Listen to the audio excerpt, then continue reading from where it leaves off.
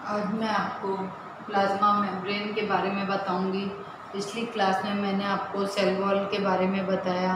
Plasma membrane जो है वो कोशिका भित्ति के नीचे एक सजीव, पतली, लचीली तथा अर्धपारगम्य झिल्ली उपस्थित होती है, जिसे जीव द्रव्य कला कहते हैं। यह समस्त सजीव कोशिकाओं में उपस्थित होती है। नागेली एंड क्रेमर ने कोशिका कला नाम दिया। इसके बाद J.K. प्लाव ने इसे जीव द्रव्य कला का नाम दिया।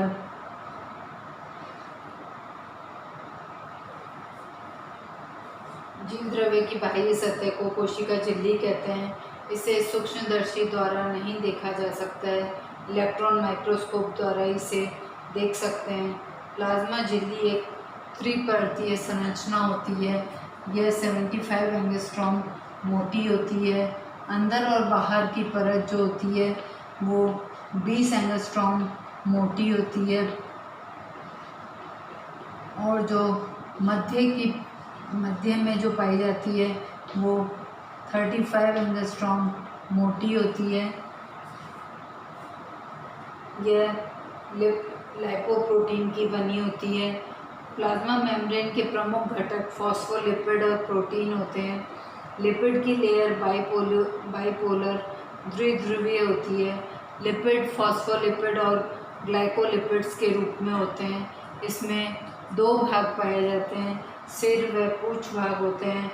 जो सिर भाग होता है वो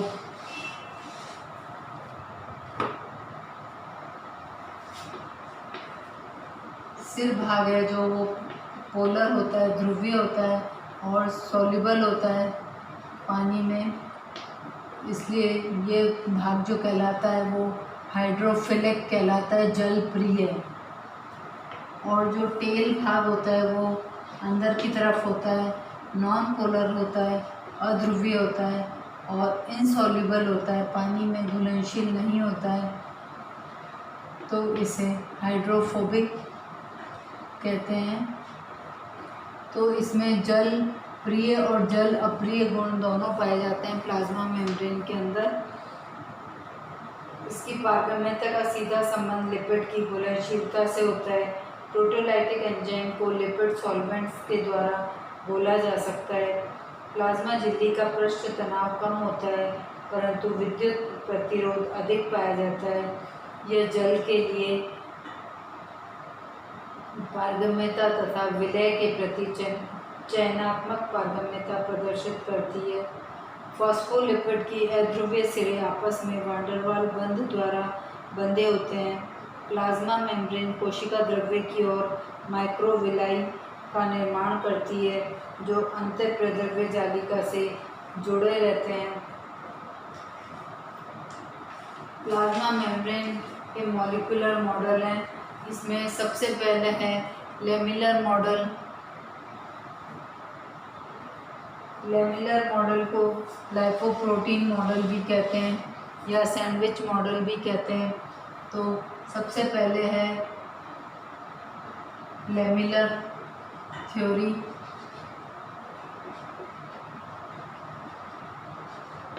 लेमिलर थ्योरी जो है वो डैनियल और डेविडसन ने दी है।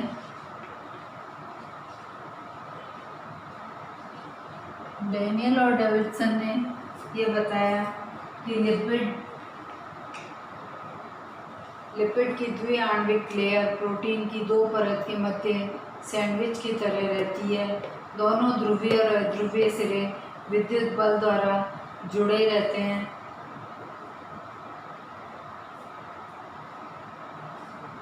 इसका पहले डायग्राम समझा देती हूँ आपको।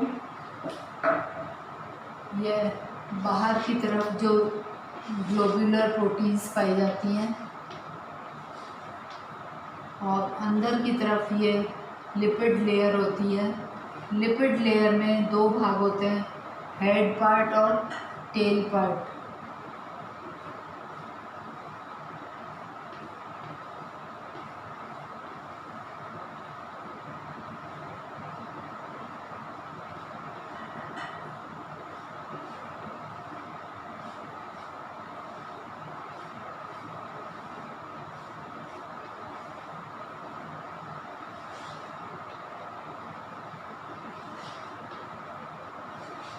बाहर की तरफ ये ग्लोब्यूलर प्रोटीन्स पाई जाती हैं। तो जो ये वाला पार्ट है, ये पार्ट टेल कहलाता है और ये पार्ट हेड कहलाता है। जैसा कि मैंने आपको पहले बताया कि हेड पार्ट जो है वो पोलर होता है, सॉल्युबल होता है, हाइड्रोफिलिक होता है। टेल पार्ट जो होता है वो नॉन पोलर होता है, इनसॉल्युबल होता है और हाइड्रोफोबिक होता है। तो ये वाले पार्ट दोनों टेल कहलाते हैं और ये दोनों पार्ट ये लिपिड्स, फॉस्फोलिपिड्स के बने होते हैं।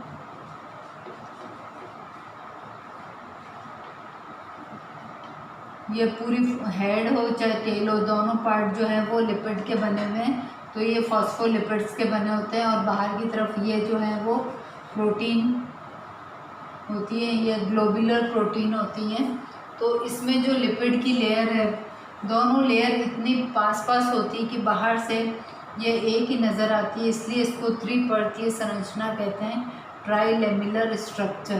कि अंदर और बाहर तो प्रोटीन की लेयर होती है और बीच में लिपिड की लेयर होती है इस तरीके से, लेकिन दोनों लिपिड की लेयर एकदम बिल्कुल पास में होती है।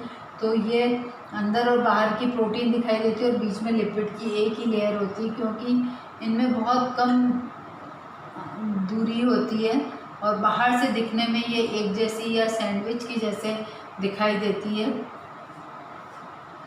झिल्ली के अंदर और बाहर दोनों सतहों के मध्य छिद्र पाए जाते हैं। ये छिद्र प्रोटीन के अंदर व बाहर के अणुओं के मध्य निरंतरता बनाए रखते हैं तथा छोटे आयन तथा जल अणुओं के आवागमन में सहायक होते हैं। एक तरफ प्रोटीन फोल्डेड बीटा चेन व दूसरी ओर ग्लोबुलर प्रोटीन पाई जाती है। छिद्रों के अंदर हेलिकल प्रोटीन पाई जाती है। डेनियल और डेविडसन ने दो प्रकार की प्रोटीन की उपस्थिति की पुष्टि की, जिसमें ग्लोबुलर प्रोटीन बाहरी सतह पर स्थित होती है, जबकि स्पर्श रेखीय रूप से व्यवस्थित प्रोटीन लिपिड की परत के मध्य लंबाई में भी मिलती है। इस प्रोटीन के कारण जल स्नेही पदार्थ प्लाज्मा झिल्ली से आर पार निकलने में सक्षम होती है। दोनों सतहों पर गोलाकार प्रोटीन अणु उपस्थित होते हैं। दोनों सतहों पर कुंडलित प्रोटीन पाई जाती है वह छिद्रों के अंदर हेलिकल प्रोटीन पाई जाती है या उपस्थित रहती है। प्रोटीन की उपस्थिति से लिपिड के अणुओं में परिवर्तन हो जाता है। अब नेक्स्ट मॉडल है माइसेलर मॉडल।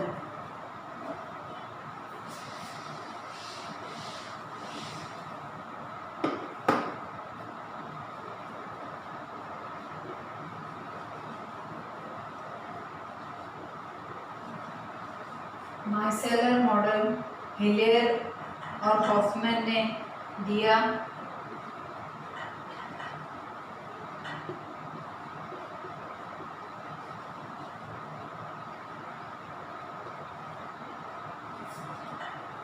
ये मॉडल दिया, इनके अनुसार लिपिड प्लाज्मा मेम्ब्रेन लिपिड अणुओं की गोलाकार मिसेली मोज़ेक फैशन में विन्यासित होने से बनती है।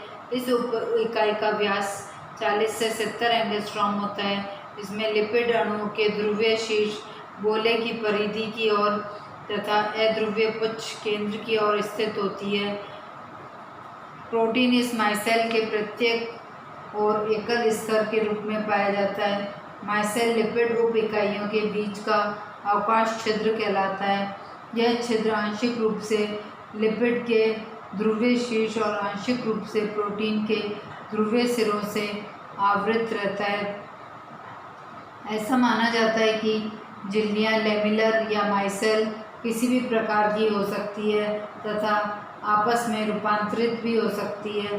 लिपिड अणु की गोलाकार लंबी उप इकाइयाँ एक ही स्थान से जुड़कर मोज़ेक तरीके से विन्यासित होकर जो संरचना बनाती है उसे माइसेल कहते हैं। इस मॉडल को फर्नांडिस मॉरन ने मॉडिफाई किया।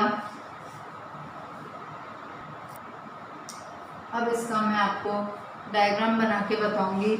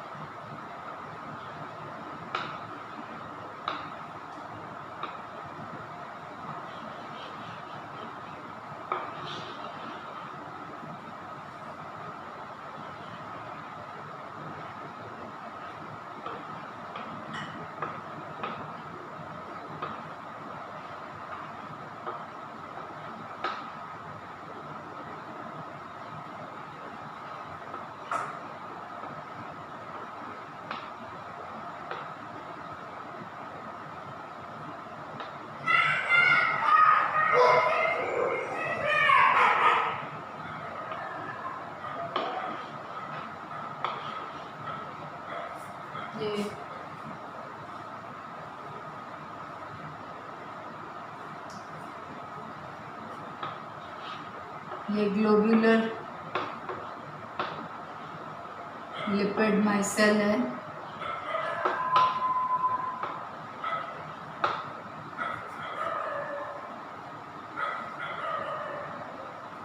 और ये ऊपर की तरफ जो है ये प्रोटीन कहलाती है। तो ये हॉफमैन और हिलेरी ने दिया था ये मॉडल। अब तीसरा मॉडल जो दिया है वो रॉबर्टसन यूनिट मेम्ब्रेन मॉडल है।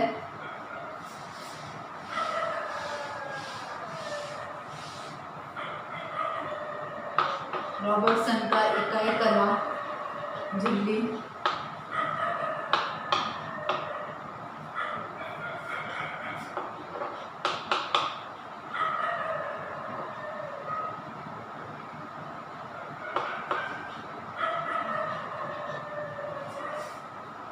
ये मॉडल रॉबर्टसन ने दिया है। इसके अनुसार प्लाज्मा मेम्ब्रेन लाइपोप्रोटीन की बनी होती है, जिसमें 40% लिपिड और 60% प्रोटीन होते हैं। मॉडल के अनुसार इकाई कला 3 परतीय 75 एंगस्ट्रॉम मोटी झिल्ली होती है। 2 बाह्य परतें प्रोटीन की बनी होती है। ये गहरे रंग की व जल प्रिय होती है। प्रत्येक परत 20 एंगस्ट्रॉम मोटी होती है। इनके मध्य में लिपिड अणुओं की हल्के रंग की जल अप्रिय द्विस्तर अंतर्विष्ट होती है, जो 35 एंगस्ट्रॉम मोटी होती है। यद्यपि लिपिड द्विस्तर फॉस्फोलिपिड अणुओं की 2 परतों से बनी होती है, लेकिन दोनों परतें इतनी पास होती है कि एक ही प्रतीत होती है। इस प्रकार जीव द्रव्य कला वास्तव में 4 परतों, 2 प्रोटीन तथा 2 वसा की बनी होती है। रॉबर्टसन ने त्रिपर्तीय संरचना को यूनिट मेम्ब्रेन मॉडल का नाम दिया, क्योंकि उनके अनुसार कोशिका में उपस्थित अन्य समस्त कलाएं भी इस प्रकार से गठित होती है। रॉबर्टसन ने बताया कि प्लाज्मा मेम्ब्रेन में संरचनात्मक ध्रुवता पाई जाती है। तो रॉबर्टसन ने जो मॉडल दिया वो इस प्रकार से है। ये बाहर की तरफ तो प्रोटीन पाई जाती है,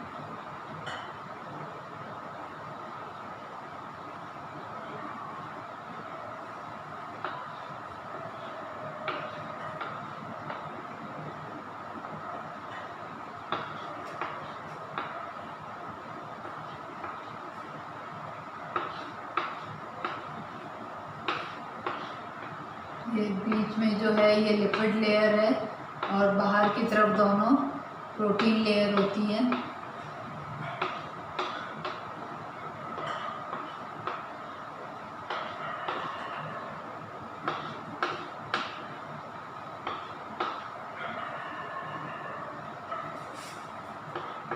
प्रोटीन, लिपिड, लिपिड, प्रोटीन, ये वाली है प्रोटीन लेयर।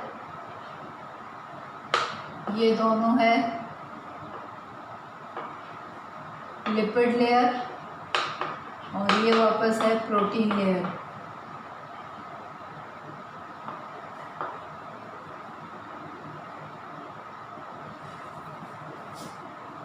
तो इसमें जो पार्ट होते हैं लिपिड लेयर में, ये वाला पार्ट हेड कहलाता है और ये वाला पार्ट टेल कहलाता है। और जो लिपिड होते हैं वो फॉस्फोलिपिड या ग्लाइकोलिपिड्स के रूप में पाए जाते हैं। अब इकाई कला मॉडल की कमी। इसके द्वारा कलाओं के चयनात्मक पारगम्यता के गुण को स्पष्ट नहीं किया जा सकता है। प्रोटीन का सतत रूप में न होकर कणों के रूप में उपस्थित होना, अलग अलग झिल्लियों में प्रोटीन व लिपिड की मात्रा का अलग अलग पाया जाना, जबकि इस मॉडल में इसकी निश्चित मात्रा बताई गई है।